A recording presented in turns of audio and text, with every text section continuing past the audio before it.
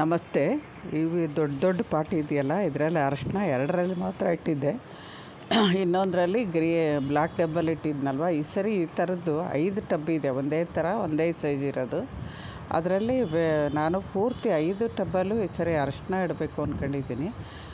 ಅವೆರಡು ಸೊಪ್ಪಿರೋದು, ಪಾಲಕ್ ಸೊಪ್ಪಿರೋದು ಅರಶಿನ ಇದ್ದಿದ್ದು. ಇವೆಲ್ಲ ನಾನು ಬೇರೆ ತರಕಾರಿ ಹಾಕಿದ್ದೆ.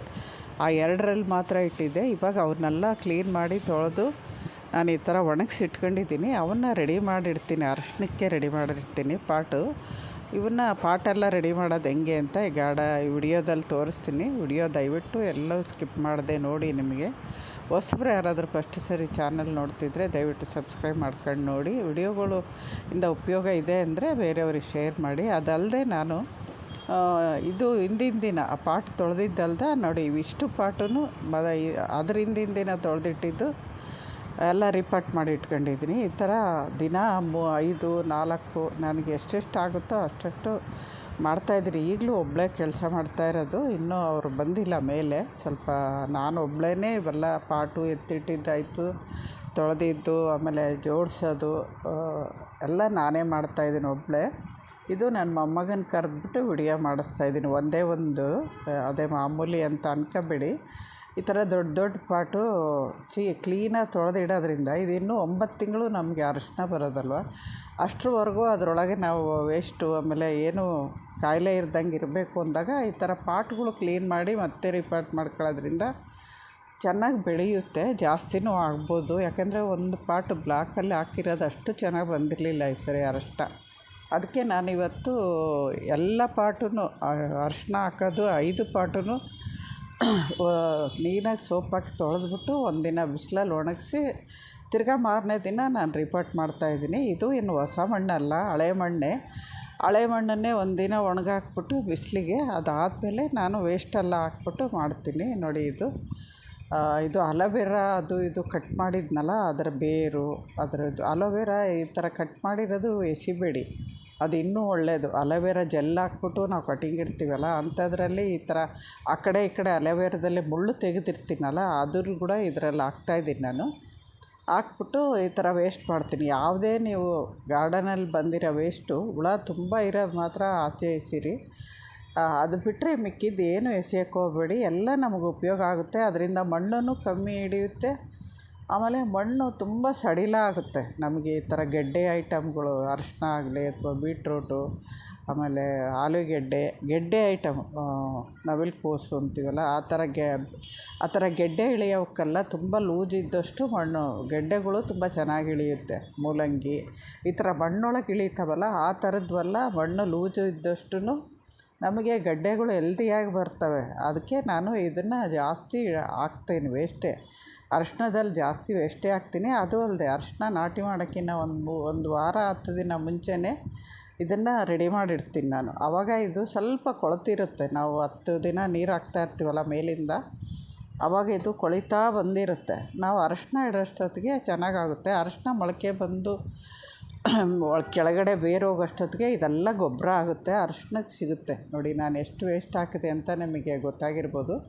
ಈ ಥರ ನಾನು ಸುಮಾರು 1-2 ಬ್ಯಾಗು ಕಲೆಕ್ಟ್ ಮಾಡಿ ಇಟ್ಕೊಂಡಿದ್ದೀನಿ ವೇಸ್ಟೆಲ್ಲ. ಅದನ್ನು ಇವಾಗ ನಾನು ಒಂದಿನ 2ಕ್ಕೆ ಮಾಡಿದೆ, ಇನ್ನೊಂದು ದಿನ 3 ರಿಪಾಟ್ ಮಾಡ್ಕೊಂಡೆ. ಒಟ್ಟು 2 ದಿನ ರಿಪಾಟ್ ಮಾಡ್ಕೊಂಡು ಇಟ್ಕೊಂಡಿದ್ದೀನಿ. ಈ ಥರ ಎಲೆಗಳು ಬೆಳಗ್ಗೆ ಹೊತ್ತು ಬಂದರೆ ಫಸ್ಟು ನಾನು ಇದೇ ಕೆಲಸ ಮಾಡೋದು. ಎಲ್ಲೆಲ್ಲಿ ಒಣಗಿದೆ, ಯಾವ ಗಿಡ ಬೇಡವೋ ಅವೆಲ್ಲ ತೆಗೆದು ಒಂದು ಬ್ಯಾಗಲ್ಲಿ ಹಾಕಿ ಇಟ್ಕೊಳ್ಳೋದು. ಅದು ರಿಪಾಟ್ ಮಾಡೋವಾಗ ನಮಗೆ ತುಂಬ ಯೂಸ್ ಆಗುತ್ತೆ. ಇವಾಗ ಅಷ್ಟು ವೇಸ್ಟ್ ಹಾಕಿದ್ಮೇಲೆ ಒಂಚೂರು ಮಣ್ಣು ಹಾಕ್ತಾಯಿದ್ದೀನಿ. ಮಣ್ಣು ಕಲಸಿರೋದೆ. ಇದಕ್ಕೆ ನಾನು ಕೊಕೊಪಿಟ್ಟು, ಆಮೇಲೆ ಒಂಚೂರು ನೀಮು ಕೇಕು ಬಾಯಲ್ಲಿ ಹೇಳ್ತಾಯಿದ್ದೀನಿ. ಸ್ವಲ್ಪ ಇದು ಎಪ್ಸಮ್ ಸಾಲ್ಟ್ ಏನು ಹಾಕಿಲ್ಲ, ನೀಮ್ ಕೇಕು, ಒಂಚೂರು ಬೂದಿ ಏನಕ್ಕೆ ಹಾಕ್ತೀನಿ ಅಂದರೆ, ವೇಸ್ಟ್ ಹಾಕಿರ್ತೀವಲ್ಲ ಅದರಲ್ಲಿ ಏನಾದ್ರು ಫಂಗಸ್ಸು ಅದು ಇದು ಇದ್ದರೆ ಅದು ಅವಾಯ್ಡ್ ಮಾಡುತ್ತೆ. ನಿಮ್ಮ ಹತ್ರ ಬೂದಿ ಇಲ್ಲ ಅಂದಾಗ ಅರಶಿನ ಹಾಕ್ಕೊಳ್ಳಿ ಸ್ವಲ್ಪ. ನಮಗೆ ಡೌಟ್ ಇದ್ದರೆ ಅದು ಅರಶಿನ ಅದು ಹಾಕೋದ್ರಿಂದ ಅದು ಅಲ್ಲಿಗೆ ಇದಾಗೋಗುತ್ತೆ. ಅದರಿಂದ ನಾನು ಬೂದಿ ಅಥವಾ ಅರಶಿನ ಯಾವುದಾದ್ರು ಒಂಚೂರು ಹಾಕ್ಕೊಂಬಿಟ್ಟು ನೀವು ವೇಸ್ಟ್ ಹಾಕೋದ್ರಿಂದ ಫಂಗಸ್ ಆಗೋದು ಅವಾಯ್ಡ್ ಆಗುತ್ತೆ. ಅದರಿಂದ ಅದನ್ನು ಮಾಡ್ಕೊಂಡಿದ್ದೀನಿ. ಅಷ್ಟು ಮಣ್ಣು ಕಲಸಿದ್ದೀನಿ. ವರ್ಮಿ ಕಾಂಪೋಸ್ಟು ಸ್ವಲ್ಪ ಹಾಕಿದ್ದೀನಿ, ಜಾಸ್ತಿ ಏನು ಹಾಕಿಲ್ಲ. ಇದರಲ್ಲಿ ಮಣ್ಣಲ್ಲಿ ಎರೆಹುಳ ತುಂಬ ಇದ್ದಾವೆ. ಅದರಿಂದ ನಾನು ಜಾಸ್ತಿ ಏನು ಗೊಬ್ಬರ ಹಾಕಿಲ್ಲ ಇದಕ್ಕೆ, ಬರೀ ನೀಮ್ ಕೇಕು ಆಮೇಲೆ ಒಂಚೂರು ಕೋಕೋಪಿಟ್ಟು, ಸ್ವಲ್ಪ ಕೋಕೋಪಿಟ್ ಹಾಕಿದ್ದೀನಿ, ಜಾಸ್ತಿನೂ ಇಲ್ಲ. ಮಣ್ಣು ಲೂಸಾಗೇ ಇದೆ, ಇದು ಹಳೆ ಮಣ್ಣೇ ಅಲ್ವಾ. ಅದಾದಮೇಲೆ ನೋಡಿ ಇವಾಗ ಕಿಚನ್ ವೇಸ್ಟ್ ಹಾಕ್ಕೊತಾ ಇದ್ದೀನಿ ನಾನು. ಮುಕ್ಕಾಲು ಭಾಗ ನಾನು ಗಾರ್ಡನ್ ವೇಸ್ಟೇ ಹಾಕಿದ್ದೀನಿ, ಆಮೇಲೆ ಮಣ್ಣು ಹಾಕ್ಬಿಟ್ಟು ಒಂದು ಅರ್ಧ ಭಾಗ ಕಿಚನ್ ವೇಸ್ಟ್ ಹಾಕೋದ್ರಿಂದ ಇದರಲ್ಲಿ ಬೇಗ ಬೇಗ ನೀರು ಇಳಿಯುತ್ತೆ, ವಾಟ್ರು ಜಾಸ್ತಿ ಇದಾಗುತ್ತೆ ಇದು ಕೊಳಿಬೇಕಾದ್ರೆ. ಆ ನೀರು ಕೆಳಗಡೆ ನಾವು ಹಾಕಿರೋ ವೇಸ್ಟು ಗೊಬ್ಬರ ಮಾಡೋಕ್ಕೆ ಸಹಾಯ ಆಗುತ್ತೆ. ಅದರಿಂದ ನಾವು ಇದನ್ನು ಮೇಲೆ ಹಾಕೋದ್ರಿಂದ, ಕಿಚನ್ ವೇಸ್ಟ್ ಮೇಲೆ ಹಾಕೋದ್ರಿಂದ ಕೆಳಗಡೆ ಹಾಕಿರೋ ವೇಸ್ಟು ಬೇಗ ಕೊಳೆಯೋಕ್ಕೆ ಸಹಾಯ ಆಗುತ್ತೆ. ಅದಕ್ಕೆ ನಾನು ಯಾವಾಗಲೂ ಕಿಚನ್ ವೇಸ್ಟ್ ಮೇಲೆ ಹಾಕಿ, ಇವಾಗ ಪೂರ್ತಿ ಮಣ್ಣೇ ಹಾಕ್ಬಿಡಿ. ಎಷ್ಟಾಗುತ್ತೋ, ಎಷ್ಟು ಹಿಡಿಯುತ್ತೋ ನಿಮ್ಮ ಕೈಲೇ, ಪಾಟ್ ಎಷ್ಟು ಹಿಡಿಯುತ್ತೋ ಅಷ್ಟು ಮಣ್ಣು ಹಾಕಬೇಕು. ಮಣ್ಣು ಹಾಕಿ ಒಂದು ವಾರದಷ್ಟೊತ್ತಿಗೆ ಅದು ಸುಮಾರಾಗಿ ನೀರು ಹಾಕಿ ಇನ್ನೂ ಒಂಚೂರು ಹೋಗುತ್ತೆ. ಅರಿಶಿನ ಇಡುವಾಗ ತುಂಬ ತೆಳಕ್ಕೋಗಿದೆ ಮಣ್ಣು ಅನ್ನಿಸ್ದಾಗ ಇನ್ನೊಂಚೂರು ಮೇಲೆ ಮಣ್ಣು ಹಾಕ್ಬಿಟ್ಟು ನಾನು ಅರಿಶಿನ ನಾಟಿ ಮಾಡ್ತೀನಿ. ಅರಿಶಿನ ನಾಟಿ ಮಾಡೋವಾಗ ವಿಡಿಯೋ ಮಾಡಿ ತೋರಿಸ್ತೀನಿ ನಿಮಗೆ ಯಾವ ಥರ ನಾಟಿ ಮಾಡ್ತೀನಿ ಅಂತ. ಈ ಥರ ಮಾಡ್ಕೊಂಡು ನೀವು ಅರಿಶಿನ ಮನೆಯಲ್ಲೇ ಸುಲಭವಾಗಿ ಬಳಸ್ಕೋಬೋದು. ನನಗೆ ಈ ಸರಿ ಸುಮಾರು ಒಂದು 7-8 kg ಅಷ್ಟು ಅರಿಶಿನ ಬಂದಿದೆ. ಫಸ್ಟ್ ಸರಿ 1/4 kg, ಆಮೇಲೆ ಅರ್ಧ kg, ಆಮೇಲೆ ಒಂದೇ ಸರಿ 5 kg ಬಂತು ನನಗೆ. ಜಾಸ್ತಿ ಹಿಂಗೆ ಫಸ್ಟು ಒಂದು ಸರಿ ಚಿಕ್ಕ ಪಾಟಲ್ಲಿಟ್ಟಿದ್ದೆ, ಆಮೇಲೆ ಒಂದು ಸ್ವಲ್ಪ ದೊಡ್ಡ ಪಾಟು, ಆಮೇಲೆ ಒಂದು ಟಬ್ಬಲ್ಲಿಟ್ಟಿದ್ದೆ. ಅದಾದಮೇಲೆ 2 ಟಬ್ಬಲ್ಲು, ಹೋದ ವರ್ಷ 3 ಟಬ್ಬಲ್ಲಿ ಇಟ್ಕೊಂಡಿದ್ದೆ. ಹಿಂಗೆ ವರ್ಷ ಜಾಸ್ತಿ ಮಾಡ್ಕೊಂಡೇ ಹೋಗ್ತಾಯಿದ್ದೀನಿ. ಈ ಸರಿ ಇನ್ನೂ 2 ಟಬ್ಬಲ್ಲಿ ಜಾಸ್ತಿ ಇಡ್ತಾಯಿದ್ದೀನಿ. ಯಾಕೆಂದರೆ ನಾನು ಅರಿಶಿನ ಮಾಡೋಕ್ಕಿಂತ ಅರಿಶಿನದ ಕೊಂಬೆ ಜಾಸ್ತಿ ತೆಗೆದಿಟ್ಟು ಬೇರೆಯವ್ರಿಗೂ ಕೊಟ್ಟು ನಾನು ಜಾಸ್ತಿ ನಾಟಿ ಮಾಡ್ತಾಯಿದ್ದೀನಿ. ಈ ಥರ ಮಾಡೋದ್ರಿಂದ ನಾವು ವರ್ಷ ಪೂರ್ತಿ ಆಗೋಷ್ಟು ಅರಿಶಿನ ಮನೆಯಲ್ಲೇ ಬೆಳೆಸ್ಕೋಬೋದು. ಅರಿಶಿನ ನಮಗೆ ಗಾರ್ಡನ್ಗೂ ಬರುತ್ತೆ, ಮನೆಗೂ ಬರುತ್ತೆ, ಅಥವಾ ಬೇರೆ ಯಾರಾದರೂ ಕೇಳಿದ್ರೆ ನಮಗೆ ಗೊತ್ತಿರೋ ನಮಗೆ ಇರ್ತಾರಲ್ಲ ಸಂಬಂಧಿಕರು ಅಂತ ಇರ್ತಾರೆ. ಹೋದ ಸರಿ ನಮ್ಮ ಅಣ್ಣ, ನಮ್ಮ ತಂಗಿ ಎಲ್ಲರಿಗೂ ಕೊಟ್ಟೆ ನಾನು ಅರಿಶಿನ ಪುಡಿ ಮಾಡಿ. ಆ ಥರ ಕೊಟ್ಕೋಬೋದು, ಖುಷಿ ಅನಿಸುತ್ತೆ. ನಾವು ಮಾಡಿದ್ದು ಹಂಚ್ಕೊಂಡು ಕೊಡೋದ್ರಿಂದ ಅವ್ರಿಗೂ ಖುಷಿ ಆಗುತ್ತೆ. ಮನೇಲಿ ಬೆಳೆದಿರೋ ಅರಿಶಿನ ಅಂಥೇಳಿ ಅದನ್ನು ಹಾಲ್ಗೆ ಹಾಕ್ಕೊಂಡು ಕುಡಿಯೋಕ್ಕೂ ಉಪಯೋಗಿಸ್ತಾರೆ, ಮುಖಕ್ಕೆ ಹಚ್ಕೊಳ್ಳೋಕ್ಕೂ ಉಪಯೋಗಿಸ್ತಾರೆ, ಅಡುಗೆಗೆ ಇನ್ನೂ ಒಳ್ಳೆಯದು. ಹೊರ್ಗಡೆಯಿಂದ ಸುಮಾರು 3 ವರ್ಷ ಆಯಿತು ನಾನು ಅರಿಶಿನ ತಂದಿಲ್ಲ ಮನೆಗೆ ಯೂಸ್ಗೆ. ಈ ಥರ ಬೆಳೆಸ್ಕೊತಾ ಇದ್ದೀನಿ. ಇವಾಗ ನಿಮಗೆ ಅರಿಶಿನ ನಾಟಿ ಮಾಡೋವಾಗ ಗಾಂಧಿ ಬಜಾರು, ಮಾರ್ಕೆಟಲ್ಲಿ ಎಲ್ಲ ಹಸಿ ಅರಿಶಿನ ಮಾರ್ತಾಯಿರ್ತಾರೆ, ಅದರಿಂದ ಉಪ್ಪಿನಕಾಯಿ ಹಾಕ್ತಾರೆ. ಅದರಿಂದ ನಿಮಗೆ ಅರಿಶಿನ ಈಸಿಯಾಗಿ ಸಿಗುತ್ತೆ. ನಿಮ್ಮ ಹತ್ರ ಅರಿಶಿನ ಇಲ್ಲ ಅಂತ ಯೋಚನೆ ಮಾಡಿಬಿಡಿ.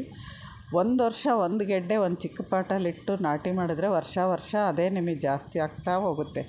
ಈ ಥರ ಅರಿಶಿನ ಮಾಡ್ಕೊಳ್ಳೋಕ್ಕಿಂತ ಮುಂಚೆ 1 ವಾರ ಮುಂಚೆ ಪಾಟ್ಗಳು ರೆಡಿ ಮಾಡಿ ಇಟ್ಕೊಳ್ಳಿ. ವರ್ಷ 9 ತಿಂಗಳವರೆಗೂ ಅದರಲ್ಲೇ ಇರಬೇಕಲ್ವ, ಅದಕ್ಕೆ ನಾವು ಆದಷ್ಟು ಅದಕ್ಕೆ ಆಹಾರ ಕೊಟ್ಬಿಟ್ಟು ರಿಪಾಟ್ ಮಾಡೋದ್ರಿಂದ ಚೆನ್ನಾಗಿ ಬೆಳೆಯುತ್ತೆ.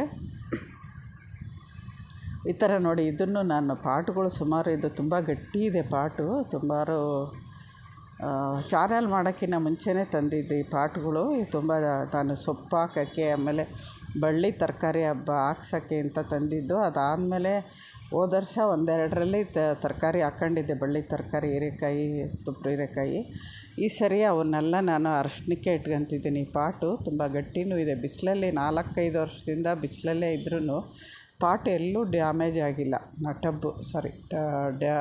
ಈ ಥರ ಆಗಿಲ್ಲ. ಇದರಲ್ಲಿ ಕ್ವಾಲಿಟಿ ಇರುತ್ತೆ. ಇದು ತುಂಬ ಭಾರ ಇದೆ, ಇವತ್ತಿಗೂ ಭಾರ ಇದ್ದಾವೆ ಅವು ಟಬ್ಬುಗಳು.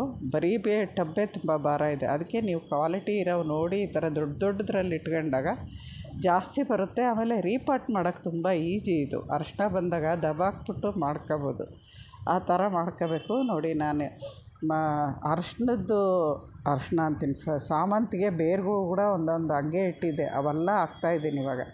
ನಾವು ಏನು ವೇಸ್ಟು ಕಟ್ ಮಾಡಿರ್ತೀನೋ ಗಾರ್ಡನಲ್ಲಿ ಅದನ್ನೆಲ್ಲ ಹಂಗೆ ಇಟ್ಟು ಹಾಕ್ತಿದ್ದೀನಿ. ಮೊದಲ ದಿನ 2 ಟಬ್ಬಿಗೆ ಹಾಕಿದ್ದು, ಆಮೇಲೆ ಇನ್ನೊಂಚೂರು ವೇಸ್ಟೆಲ್ಲ ಕಲ್ತ ಮೇಲೆ ಇನ್ನೂ ಒಂದು 3 ಮಾಡಿದೆ. ಅದು ಅಲ್ಲಿ ಇಲ್ಲಿ ಚೆಂಡು ಹೂವಿನ ಗಿಡ ಬೆಳೆದಿದ್ವು, ಅವು ಹೂವು ಬಿಡೋಲ್ಲ ಈ ಕಾಲದಲ್ಲಿ. ಅವನ್ನು ತೆಗೆದ್ಬಿಟ್ಟು ಹಾಕ್ತೀನಿ. ನಾನು ಹಣ್ಣಿನ ಗಿಡ, ಚೇಪೆಗೆ ಗಿಡದಾಗೆ ಚೆಂಡು ಹೂವಿಂದು ಹಾಕಿದ್ದೆ ದೊಡ್ಡ ಡ್ರಮ್ಮಲ್ಲಿ. ಅದು ಏನಕ್ಕೆ ಅಷ್ಟು ದೊಡ್ಡ ಡ್ರಮ್ಮಲ್ಲಿ ಚೇಪೆ ಗಿಡದಲ್ಲೇ ಹಾಕಿದ್ದೆ ಚೆಂಡು ಹೂವಿನ ಗಿಡ ಅಂದರೆ, ಚೆಂಡು ಹೂವಿನ ಗಿಡ ಬೇರು ಜಾಸ್ತಿ ಇಳ್ಕೊಳ್ಳುತ್ತೆ. ನಾವು ಡ್ರಮ್ಮಲ್ಲಿರೋ ಹಣ್ಣಿನ ಗಿಡ ಕೆಳಗಡೆವರೆಗೂ ಮಣ್ಣು ಲೂಸ್ ಮಾಡೋಕ್ಕಾಗಲ್ಲ. ವರ್ಷಕ್ಕೆ 1 ಸರಿನೋ 2 ಸರಿನೋ ಈ ಥರ ಬೇರು ಜಾಸ್ತಿ ಆಗೋ ಗಿಡ ಹಾಕ್ಬಿಟ್ಟು ನಾವು ಜೋರಾಗಿ ಬೇರು ಸಮೇತ ಎಳೆಯೋದ್ರಿಂದ ಬೆಳೆದಾದ್ಮೇಲೆ ಆ ಬೇರ್ ಜೊತೆಗೆ ಮಣ್ಣನ್ನು ಲೂಸ್ ಆಗ್ಬಿಡುತ್ತೆ ಕೆಳಗಡೆ. ಆವಾಗ ನಮಗೆ ಆ ಡ್ರಮ್ಮಲ್ಲಿ ಮಣ್ಣು ಕೆಳಗಡೆಯಿಂದ ಲೂಸ್ ಮಾಡ್ದಂಗೆ ಆಗುತ್ತೆ ಅಲ್ವ. ಅದರಿಂದ ಆ ಥರ ಮಾಡ್ಕೊಬೋದು. ದೊಡ್ಡ ದೊಡ್ಡ ಡ್ರಮ್ಮಲ್ಲಿ ಹಾಕೋರು ಕೆಳಗಡೆವರೆಗೂ ಮಣ್ಣು ಲೂಸ್ ಮಾಡೋಕ್ಕಾಗಲ್ಲ ಅಂದಾಗ ಇದೊಂದು ಟಿಪ್ಸ್ ಅಂತಲೇ ಅಂದ್ಕೊಳ್ಳಿ. ಚೆಂಡು ಹೂವಿನ ಗಿಡ ಸುಮಾರು ಬೇರು ಇಳ್ಕೊಳ್ಳುತ್ತೆ. ಯಾವ್ದಾದ್ರು ಬಳ್ಳಿನೋ ಸೈಡಲ್ಲಿ ಇಟ್ಕೊಂಡು ನಾವು ಅದಾದ 2 ತಿಂಗಳು 3 ತಿಂಗಳಿಗೆ ಕೆಳಗಡೆ ಜೋರು ಎಳೆದು ಬಿಡ್ತೀವಲ್ಲ, ಕೆಳಗಡೆ ಎಲ್ಲೆಲ್ಲಿ ಬೇರು ಇಳಿದಿರುತ್ತೋ ಅಲ್ಲಿಂದ ಬೇರು ಬರ್ಬೇಕಾದ್ರೆ ಮಣ್ಣನ್ನು ಲೂಸ್ ಆಗಿಬಿಡುತ್ತೆ.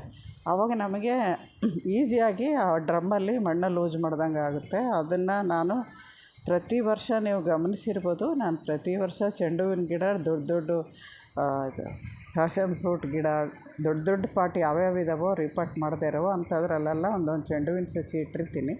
ಅದು ಹೂವು ಆದಮೇಲೆ ನಾವು ಪೂರ್ತಿ ಎಳೆದಾಗ ಮಣ್ಣನ್ನು ಲೂಸ್ ಆಗುತ್ತೆ. ಆ ಚೆಂಡು ಹೂವಿನ ಗಿಡ ಹಾಕೋದ್ರಿಂದ ಆ ಗಂಟು ಥರ ರೋಗ ಬರುತ್ತಲ್ಲ ಅದು ಕೂಡ ಅವಾಯ್ಡ್ ಆಗುತ್ತೆ. ನಮಗೆ ಎರಡೂ ಥರ ಯೂಸ್ ಆಗುತ್ತೆ. ಇದೊಂದು ಟಿಪ್ಸ್ ಅಂದ್ಕೊಳ್ಳಿ. ಹೊಸಬ್ರು ಯಾರಾದರೂ ಗೊತ್ತಿಲ್ಲದವ್ರಿಗೆ ಅಂತ ಹೇಳ್ತಾಯಿದ್ದೀನಿ. ಅದು ಆಲ್ಮೋಸ್ಟ್ ಎಲ್ಲ ಸರಿ ಹೇಳಿದ್ದೀನಿ. ಇದು ಮತ್ತೆ ಯಾರು ಹೊಸಬ್ರು ನೋಡ್ತಾ ಇರ್ತಾರಲ್ಲ ಅವ್ರಿಗೆ ಅನುಕೂಲ ಆಗಲಿ ಅಂತ ಮತ್ತೆ ಹೇಳ್ತಾಯಿದ್ದೀನಿ. ನೀವು ದೊಡ್ಡ ದೊಡ್ಡ ಡ್ರಮ್ಮಲ್ಲಿ ಈ ಥರ ಯಾವ್ದಾದ್ರು ಬೇರು ಬೆಳೆಯೋದು, ಚೆಂಡು ಹೂವಿನ ಗಿಡ ಅಂತಲೇ ಅಲ್ಲ, ಬೇರು ಜಾಸ್ತಿ ಬಿಟ್ಟು 1-2-3 ತಿಂಗಳು ಇರುತ್ತೆ ಹೊರ್ಟೋಗುತ್ತೆ ಅನ್ನೋದಕ್ಕೆ ಅದರಲ್ಲಿ ನಾಟಿ ಮಾಡಿ 2-3 ತಿಂಗಳದಾಗ ನೀವು ಕೆಳಗಡೆಯಿಂದ ಬೇರು ಸಮೇತ ಎಳೆದಾಗ ಮಣ್ಣು ಈಸಿಯಾಗಿ ಕೆಳಗಡೆ ಆ ಗಿಡಕ್ಕೂ ಲೂಸ್ ಆದಂಗೆ ಆಗುತ್ತೆ. ನೋಡಿ, ಅದು ಸೇಮ್ ಎರಡನೇದು ಮೊದಲು ಮಾಡಿದ್ನಲ್ಲ ಅದೇ ಥರದ್ದು. ಇವತ್ತು 2ಕ್ಕಾಯ್ತು ಕಿಚನ್ ವೇಸ್ಟು. ಅದಕ್ಕೆ 2 ಟಬ್ ಮಾಡಿದ್ದು. ಅದಾದ ತಿರ್ಗಾ ಮಾರನೇ ದಿನ 3ಕ್ಕಾಗೋಷ್ಟು ಸೇರಿಸ್ಬಿಟ್ಟು ನಾನು ಮಾಡಿದ್ದೀನಿ. ಈ ಥರ ನಾನು ಬರೀ ಮಣ್ಣು ಹಾಕಿ ಏನು ಮಾಡಿಲ್ಲ. ಎಲ್ಲವೂ ಕಿಚನ್ ವೇಸ್ಟ್ ಸಿಕ್ಕಾಗಲೇ ರೀಪಾಟ್ಗಳು ಮಾಡ್ಕೊಂಡು ಎಲ್ಲ ರೀಪಾಟ್ಗಳು ಮಾಡ್ಕೊತಾ ಇದ್ದೀನಿ. ಆಲ್ಮೋಸ್ಟ್ ಗಾರ್ಡನಲ್ಲಿ ಸುಮಾರು 3/4 ಭಾಗ ನಾನು ರೀಪಾಟ್ಗಳೇ ಮಾಡ್ಕೊಂಡಿದ್ದೀನಿ ಎಲ್ಲನೂ. ಇದು ಇಜ್ಜಲು ನೋಡಿ, ಬೂದಿ ಜೊತೆ ಕಲಸಿರ್ತೀವಲ್ಲ, ಆ ಇಜ್ಜಲು ಕೂಡ ಒಳ್ಳೆಯದು. ತುಂಬ ತೇವಾಂಶ ಅವಾಯ್ಡ್ ಮಾಡ್ಕೊಳ್ಳುತ್ತೆ ಅದು. ಅದರಿಂದ ಇಜ್ಜಲಿದ್ದರೆ ಇಜ್ಜಲು ಎತ್ತಬೇಡಿ ಸಪ್ರೇಟು, ಆ ಇಜ್ಜಲ ಮಣ್ಣಲ್ಲೇ ಕಲಸಿ ಚೆನ್ನಾಗಿರುತ್ತೆ, ಒಳ್ಳೆಯದು. ಈ ಥರ ನಾನು ರೀಪಾಟ್ ಮಾಡ್ಕೊಂಡು ಎಲ್ಲನೂ ಮುಗಿಸಿ 5 ಇಟ್ಟಿದ್ದೀನಿ. ಸುಮಾರು 12:30-1 ಗಂಟೆವರೆಗೂ ಕೆಲಸ ಮಾಡ್ತಾಯಿರ್ತೀನಿ. ಅದಾದಮೇಲೆ ಹೋಗ್ಬಿಟ್ಟು ನಾನು ಎಲ್ಲ ಮುಗಿಸ್ಕೊಂಡು ಸಾಕಾಗಿರುತ್ತೆ, ಹೋಗಿ ಮಲ್ಕೊಂಡ್ರೆ ಮತ್ತು ಸಾಯಂಕಾಲ ಎದ್ಮೇಲೆ ಅಡುಗೆ ಅದು ಇದು ಆಗುತ್ತೆ. ಅದಕ್ಕೆ ರಾತ್ರಿ ಹೊತ್ತು ನಿಮ್ಮ ಕಮೆಂಟ್ಗಳು ನೋಡ್ತಾ ಇರ್ತೀನಿ. ದಯವಿಟ್ಟು ಯಾರೂ ಲೇಟಾಗಿ ನೋಡ್ತಾರೆ ಅಂತ ತಪ್ಪು ತಿಳ್ಕೊಬೇಡಿ. ಎಷ್ಟೇ ಲೇಟಾದರೂ ಎಲ್ಲರ ಕಮೆಂಟು ನೋಡಿಬಿಟ್ಟು ನಾನು ಖಂಡಿತ ನಿಮಗೆ ಉತ್ತರ ಕೊಡ್ತೀನಿ. ಆಮೇಲೆ ಕಮೆಂಟ್ ಹಾಕಿದವ್ರದ್ದು ವಿಡಿಯೋಗಳು ನಾನು 3 ನಿಮಿಷ ಆದರೂ ಖಂಡಿತ ನೋಡಿರ್ತೀನಿ. ಪೂರ್ತಿ ನೋಡದೆ ಸುಮ್ಮನೆ ಸ್ಕಿಪ್ ಮಾಡಿ ನಾನು ಕಮೆಂಟ್ ಹಾಕಲ್ಲ. ನಂಗೆ ಅರ್ಥ ಆಗೋಷ್ಟು ನೋಡಿಬಿಟ್ಟೆ ನಾನು ನಿಮಗೆ ಆನ್ಸರ್ ಕೊಡ್ತೀನಿ. ದಯವಿಟ್ಟು ಹೊಸ್ದಾಗಿ ಬರೋರು ಪೂರ್ತಿ ವಿಡಿಯೋ ನೋಡಿ ಸಬ್ಸ್ಕ್ರೈಬ್ ಮಾಡ್ಕೊಳ್ಳಿ. ಅರ್ಧಂಬರ್ಧ ವಿಡಿಯೋ ನೋಡಿ ಸಬ್ಸ್ಕ್ರೈಬ್ ಮಾಡ್ಕೊಂಡ್ರೆ ಕೌಂಟ್ ಆಗೋಲ್ಲ, ನಿಮಗೂ ಆಗೋಲ್ಲ ನಮಗೂ ಆಗೋಲ್ಲ. ನಿಮ್ಮ ಏನಾರು ಹಂಗೆ ಮಾಡಿದ್ರೆ ನಿಮಗೂ ಹೋಗುತ್ತೆ ನಮಗೂ ಹೋಗುತ್ತೆ. ಅದರಿಂದ ಪೂರ್ತಿ ವಿಡಿಯೋ ನೋಡಿ ಇದು ಮಾಡ್ಕೊಳ್ರಿ. ಯೂಟ್ಯೂಬರ್ಸ್ ಮಾತ್ರ, ಹೊರ್ಗಡೆ ನೋಡೋರು ಅವರು ವಿಡಿಯೋ ಪೂರ್ತಿ ನೋಡೇ ಸಬ್ಸ್ಕ್ರೈಬ್ ಮಾಡ್ಕೊತಾರೆ. ಯೂಟ್ಯೂಬರ್ಸು ಇದರ ಆಸೆಗೆ ನೀವು ಅರ್ಧ ನೋಡಬೇಡಿ. ನೋಡಿ, ಎರೆಹುಳ ನಾನು ಹೇಳಿದ್ನಲ್ಲ, ಮಣ್ಣಲ್ಲಿ ಎರೆಹುಳ ಇದ್ದಾವೆ ಅಂತ. ಲಾಸ್ಟ್ ಮಣ್ಣು ಮುಕ್ಕಿತ ಕೆಳಗಡೆ ಹೋಗಿರುತ್ತವು, ಅವೆಲ್ಲ ಬರುತ್ತೆ. ಇವಾಗ ಅವೆಲ್ಲ ನಾವು ಕೆಳಗಡೆ ಆಹಾರ ಕೊಟ್ಟಿದ್ದೀವಲ್ಲ, ಅವಿಷ್ಟು ಆಹಾರ ಆಗುತ್ತೆ. ನಾನು ಅರಿಶಿನ ಹಾಕಿದಾಗೂ ಮಧ್ಯೆ ಗೊಬ್ಬರ ಲಿಕ್ವಿಡ್ಡು ಕೊಡ್ತಾ ಇರ್ತೀನಲ್ಲ, ಅದು ಆಗುತ್ತೆ. ಅಷ್ಟರೊಳಗೆ ನಾವು ಹಾಕಿರೋ ವೇಸ್ಟೆಲ್ಲ ಅವು ತಿಂದು ಗೊಬ್ಬರ ಮಾಡುತ್ತೆ. ಮತ್ತು ನಾವು ಗೊಬ್ಬರ ಹಾಕೋಷ್ಟು ಇರೋಲ್ಲ. ಅರಿಶಿನ ಸ್ವಲ್ಪ ಅದಕ್ಕೆ ಬೆಳೆಯೋವರೆಗೂ ನಾವೇನು ಕೊಡೋಷ್ಟು ಇರೋಲ್ಲ. ಚೆನ್ನಾಗಿ ಗೆಡ್ಡೆ ಇಳ್ಕೊತಾ ಇದ್ದಾವೆ ಅಂದಾಗ ಲಿಕ್ವಿಡ್ಡು ಅದು ಇದು ಮಳೆಗಾಲ ಬರುತ್ತೆ. ಮಳೆಗಾಲದಾಗಂತೂ ಏನೂ ಕೊಡೋಕ್ಕಾಗಲ್ಲ. ಅದಾದಮೇಲೆ ಚಳಿಗಾಲದಲ್ಲಿ ನಾವು ಏನಾದ್ರು ಕೊಡಬೇಕು. ಮತ್ತು ಏಪ್ರಿಲಲ್ಲಿ ಮಾರ್ಚ್ ಲಾಸ್ಟು, ಏಪ್ರಿಲಲ್ಲಿ ಫಸ್ಟ್ ಇಟ್ಕೊಂಡ್ರೆ ನಮಗೆ ನವಂಬರು-ಡಿಸೆಂಬರಲ್ಲಿ ಹಾರ್ವೆಸ್ಟಿಗೆ ಬರುತ್ತೆ ಅರಿಶಿನ.